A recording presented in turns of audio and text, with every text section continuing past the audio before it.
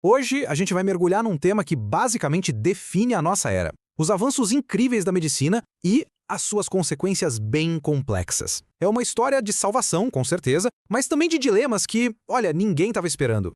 Parece coisa de filme, né? Mas é a nossa realidade. Inovações que cabem na palma da mão ou na ponta de uma agulha mudaram completamente o rumo da vida humana. Para melhor, claro, mas às vezes de jeitos que a gente nunca tinha previsto. Para a gente entender essa história, nosso caminho vai ser o seguinte. Primeiro, vamos falar da promessa da cura. Depois, a gente olha os números que provam o impacto disso tudo. E aí, a gente mergulha na parte mais espinhosa, a faca de dois gumes, os custos que ninguém previu.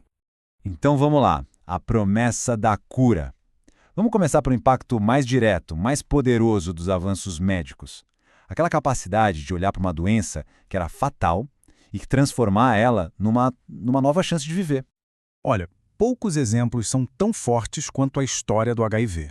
O que antes era uma sentença de morte, em poucas décadas, virou outra coisa. Tudo graças à terapia antirretroviral, a famosa TAR. A mudança é absurda, de uma doença que arrasava o sistema imunológico para uma condição crônica que dá para controlar com remédio todo dia. E o mais impressionante é que, se o tratamento for seguido direitinho, a carga viral pode ficar indetectável. Isso tem um impacto duplo, revolucionário. Não só a saúde da pessoa é preservada, como o vírus não é mais transmitido.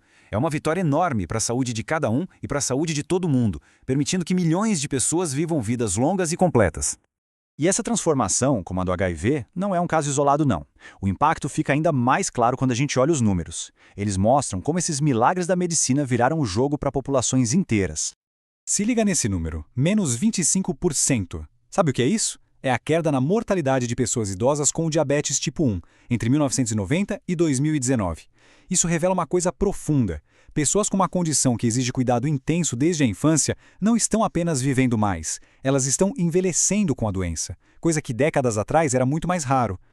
E essa mudança não aconteceu do nada. A tecnologia, como as bombas de insulina que monitoram e liberam hormônios sozinhas, transformou o controle da doença. O que antes exigia uma vigilância constante, super complexa, agora pode ser gerenciado de um jeito muito mais eficaz. Isso libera as pessoas para viverem com mais segurança, com mais liberdade. Bom, é aqui que a nossa conversa muda de tom, porque cada um desses milagres da medicina, por mais incríveis que sejam, traz junto um pacote de novos desafios e dilemas. Para entender essa dualidade, os gregos antigos tinham uma palavra perfeita: fármakon. Ela captura essa ideia de que a mesma substância que cura também pode fazer mal. E esse é o conceito central para a gente entender o que vem a seguir: o fato de que, na medicina, quase nunca existe uma solução perfeita. Esses custos que ninguém esperava aparecem de várias formas. Tem as compensações biológicas, sabe? Onde um benefício vem com um risco junto. Tem a reação social e política, quando uma medida de saúde bate de frente com a liberdade individual. E, por fim, os dilemas éticos profundos que surgem com novas maneiras de mexer no corpo e na mente. Vamos ver dois exemplos bem comuns. As estatinas são ótimas para prevenir ataque cardíaco, derrame, mas podem causar dor muscular, a tal da miopatia e um pequeno aumento no risco de diabetes. Do mesmo jeito, os anticoncepcionais deram um controle inédito para a mulher sobre a fertilidade, mas vêm com riscos bem conhecidos, como o de trombose. É o fármaco em ação. Remédio e veneno, benefício e risco, tudo num equilíbrio bem delicado. Agora, vamos voltar no tempo para um dos exemplos mais explosivos de reação social. Rio de Janeiro, 1904. Imagina a cena. A cidade está sofrendo com uma epidemia mortal de varíola. A solução do governo, liderada pelo sanitarista Oswaldo Cruz, parecia lógica, científica. Vacinação obrigatória para todo mundo. Mas a população não viu bem assim. A resposta foi imediata e violenta. A cidade explodiu. Por uma semana, o Rio de Janeiro virou um campo de batalha, com barricada na rua, bonde tombado, confronto com a polícia, um caos total. Ficou conhecido como a Revolta da Vacina. E por que essa revolta toda? Bem, os motivos eram complexos. A lei ganhou o apelido de Código de Torturas. Para muita gente, era o Estado invadindo suas casas e seus corpos, uma violação da liberdade. Tinha também objeções morais, principalmente a homens estranhos vacinando as mulheres da família. E claro, rolava muita desinformação e um medo real de que a vacina, na verdade, fizesse mal. A revolta, de certa forma, deu certo. O governo voltou atrás e suspendeu a vacina obrigatória. Só que o preço dessa vitória foi trágico. Só 4 anos depois, em 1908, uma nova epidemia de varíola, ainda mais forte, atingiu a cidade, matando mais de 6.500 pessoas. É uma prova bem sombria de como as apostas na saúde pública são altas. Se a vacinação obrigatória já levantou questões sobre liberdade do corpo, o próximo dilema é ainda mais fundo. A gente entra agora no campo da saúde mental, para explorar a história do primeiro antipsicótico e a linha fininha que separa a revolução de controle.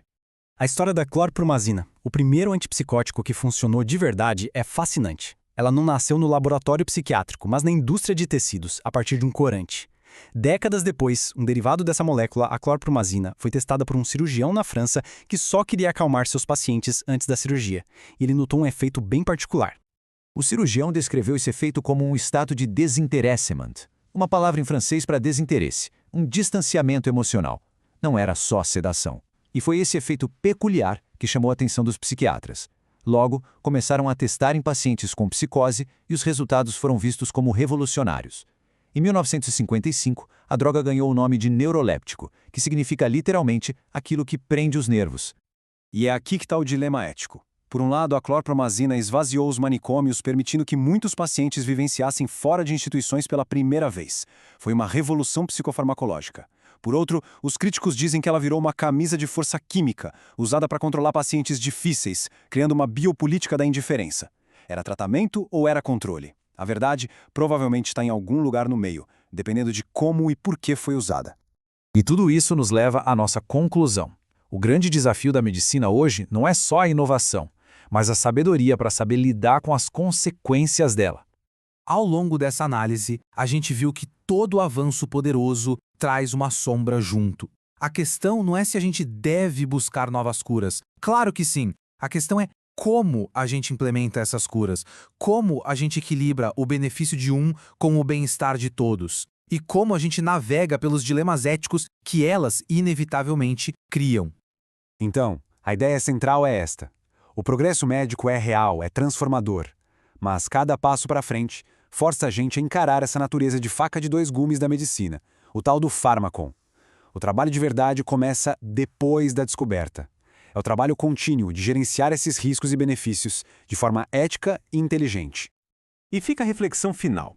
A gente desenvolveu curas que nossos antepassados achariam que é mágica, dominando a biologia numa velocidade incrível. Mas, será que a nossa sabedoria para lidar com as consequências sociais e éticas de todo esse poder acompanhou o mesmo ritmo? Essa é a grande pergunta que vai definir o nosso futuro.